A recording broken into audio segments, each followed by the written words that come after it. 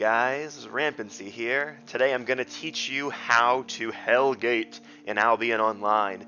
Full disclaimer, these are yellow zones. Don't want to go into black zones or red zones. I've done a couple, but not enough to do a full guide. There's some different stuff between them that I'd want to nail down before telling you guys how to run them. And I am not exactly a pro at this. I've played some betas, but it changed in the last beta. I didn't actually get to play it in the last beta.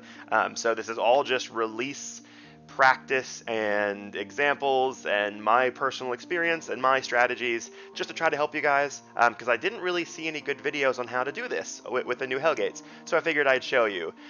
We're gonna go through a few steps process here. There's something like 5 steps, I don't know, don't quote me on that, but before we dive into it, I just want to say, why yellow zones? Well, you don't need to be afraid to go into them, right? Before, you would lose all of your gear if you died. You had to PK. If you died, you lost everything. It was really hard to learn. People would roll in higher tier gear and just steamroll you. Yellow zones with the new Hellgates, you don't lose items when you die. In fact, you don't die at all. You actually just get knocked out. And if you're in the Hellgate and you get knocked out, there's no getting up. You don't wait the 10 minutes or 15 seconds if you're out of combat or whatever it is to get back up. You get knocked out, you get teleported out of the dungeon. You don't lose anything except some durability and maybe some of the occasional, items if you have the resources in your inventory that you normally lose when you get downed that converts into silver. So you don't have to be scared about bringing your best gear into yellow zone Hellgates. With that said, they're also the hottest Hellgates to do, right? Because there's very low risk, there's less of a reward than the other ones, but it's still really, really good to do these yellow Hellgates. You're going to find a lot of fights in yellow Hellgates and outside of yellow Hellgates, which I'll explain in a minute. So, do yellow Hellgates. They're great to learn PvP and Hellgates if you haven't done them before. If you need to jump into that 5v5 scene, or maybe, in my case, sometimes 5v20 when there's like 5 different groups or 4 different groups fighting outside the Hellgates, this is a great way to learn.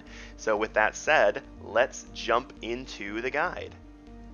Alright, step 1 is to find a Hellgate demon. That way you can kill it and enter the portal to hell to get all your fat loots and kill the other players. So to find a Hellgate, obviously to do a yellow zone Hellgate, you've got to be in a yellow zone. So go to a yellow zone. What you want to look for on your map is an Hellgate icon. It's an orange circle. I will put a picture of it up on the screen so you can see what it looks like. If that portal is up, that means the Hellgate demon is there for you to kill and get inside the portal. Now, keep in mind that there's a big orange circle around the Hellgate zone. That's a PvP zone. So obviously when you're in a yellow zone, you're not flagged by default for PvP, no one can attack you. As soon as you step into that circle, you flag for PvP. Now don't be worried, it's like PvP light. You can only attack other players that are flagged at that point, and only other players that are flagged can attack you, so you don't have to worry about unflagged people that are blue running around attacking you all at once. They also have to get in the circle to attack you, although keep in mind the way PvP works is if you keep attacking someone, you and them both stay flagged even if you exit the circle. So if you try to run out of the circle, or in my case what I like to do is if you're chasing someone, you find someone at a good position, you can keep poking them out of the circle to keep both of you flagged and get the kill. So just make sure that you, step 1, find the portal. It does close once the group goes into it, so you may not see the icon on the minimap. Pro tip that some people don't know just for watching this video, sometimes it doesn't show on the minimap. So hit N to open the map on the screen and it will show there if the portal is up. Always hit N when you go through a zone if you're scouting for Hellgates. A lot of people just leave the zone not realizing that can happen. So get in the circle, kill the boss, fight off any players. The only other tip there is once the boss is down and the portal comes up, when you're trying to go into it, it does take a second to get inside. You do like a channel. You can be interrupted. So you have to be really careful. You want to clear the zone first. If there's anyone running at you while you're trying to get in, have the whole team stop and kill the guy. But make sure you do it quick because the Hellgate portal will close if you don't get in fast enough. And we'll move on to step 2.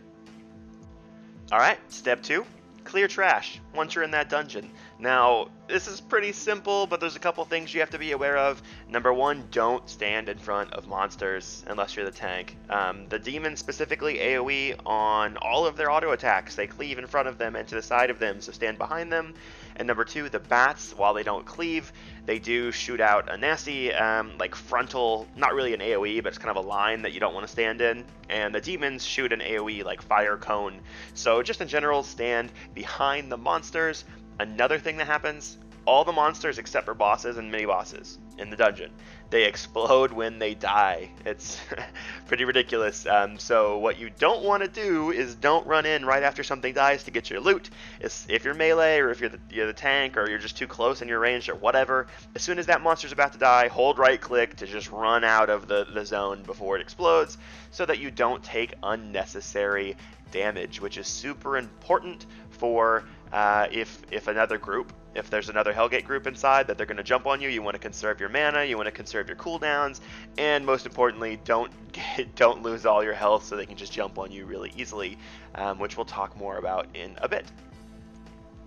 Alright, step 3, kill the mini bosses. So there's 5 mini bosses in the dungeon, and I'll show you a map on the screen, and essentially you'll see that there's an outer circle, and then there's a middle. So there's 5 mini bosses, which I've circled, and you can kind of see the arrows in which direction you want to go. You can go clockwise or counterclockwise, but the important thing is to move on the outer circle and kill mobs as you go through the different mini bosses. Once all 5 mini bosses are down, the big boss spawns in the middle. You get a message that it spawns after 2 minutes. That's BS. Don't listen to it. It spawns after like 30 seconds or a minute or something. I really don't think it's 2 minutes. I usually just rush the boss afterwards. Now, the mini bosses themselves, they're super easy, at least in yellow dungeons. They're just tank and spank, except for one ability. I'll put a different image on the screen where you can kind of see what our group is doing. But you essentially want to spread out and tank the boss. He'll sit there and throw fireballs at the tank. It doesn't matter. But what he does do is you'll see a cast bar, and there's a yellow circle under one person. And what happens is, on that person, he starts dropping these bombs that essentially explode after 1 second. And it's a trail of explosions behind you. So what I like to do is just run in a little circle, right? That's why you're spread out, so you're not dropping the AoE on other members. And you just run in a little circle. That way the bombs explode behind you after a short delay, and you don't get hit, and you're good to go. Now keep in mind, it is interruptible, so if you have someone that you trust to interrupt it, great, but I would still recommend not relying on one person, because it does a lot of damage, so I would still immediately start to run in a circle until it's actually interrupted. I wouldn't just stand there and trust that it's going to be interrupted, or you'll die and you're out of the dungeon. Other than that, the boss is just tank and sank and super easy. So let's move on to the next step. Alright, step 4 is going to be PvP. I'm going to show you a clip here of where we get a good engage on someone who just got out of a fight. Now, in the bottom right corner of the minimap, you're going to see the hostile count. If it's over 5, which is your group, that means there's another group. So if there's 10 hostiles, that means there's another full group in the dungeon. It's really important to try to gank someone while they're fighting or soon after they fought. Like in this fight, it wasn't perfect, but someone was low health, a little bit of low mana, so we just jumped on them and took the opportunity. Just try to find them when they're killing something or soon after. Make sure you're always looking at the edge of your screen for names that pop up, because you'll see them before you see the actual players. You'll see their names pop up. And if you're fighting mobs, be ready to reset. This is why earlier in the video I said I recommend basically conserving mana, conserving cooldowns, keeping it easy on your healer, and stay full PvP specs, guys. What we do is we only keep Threatening Strike on the tank, so he can keep threat. Everyone else is full PvP until we kill that other group. And let's move on to the next step. Alright guys, the final step, step 5, is the boss. Now, I don't know if others do it this way, but this is the strat that works for me. Full disclosure, I'm going to show you a clip. This is I don't know, like the first time for most of the guys in the group, so it's really, really sloppy. Quite a few people died, but we still finish it off. I don't usually record the final fight, since I usually just end it at the PvP fight, so I apologize for not having a more up-to-date or smoother boss fight, but you'll see that this basically gets to it. So this strat works for me. Essentially what happens is the tank is on the outside kiting the lava pools. What he should be doing is standing about mage range, standing still until you see the yellow cast bar on the boss. When you see that, the tank should just move a little bit to get out of it, and then create a nice line of lava pools around the boss in a circle. Now everyone else is in the melee group, The reason this happens is because for whatever reason, I can't figure it out. There's like no threat table in the boss that I can find. He just seems to attack whoever's at ranged. That's why we have the tank on the outside, the healer, and the DPS on the inside. So the melee group, which is everyone except for the tank, is always going to be between the boss and the tank. So they move clockwise around the boss as the tank moves around the boss. The reason for that is number one, so the tank doesn't range the healer, and number two, because that should mean that the tank is never going to be in a lava pool. So the really only ability the boss does besides the lava pools is a giant AoE that you have to run out of, and when you do that, everyone should run straight towards the tank, right? Again, so you're not ranging anyone, you're not running into lava pools, everyone's not running different directions, you're running the same direction, nice and clean, and then back in. And that's really it to it. Just keep that up. He does his first AoE around 50%, and which is like 23, 24k, and then another one around like 3 or 4k health, I think. I don't exactly know how it works. I think it's about 30 seconds in. But, that's the guide. Guys, good luck in your Hellgates. Get out there. I'm looking forward to seeing some of you in the game. Feel free to hit me up. And thanks for watching.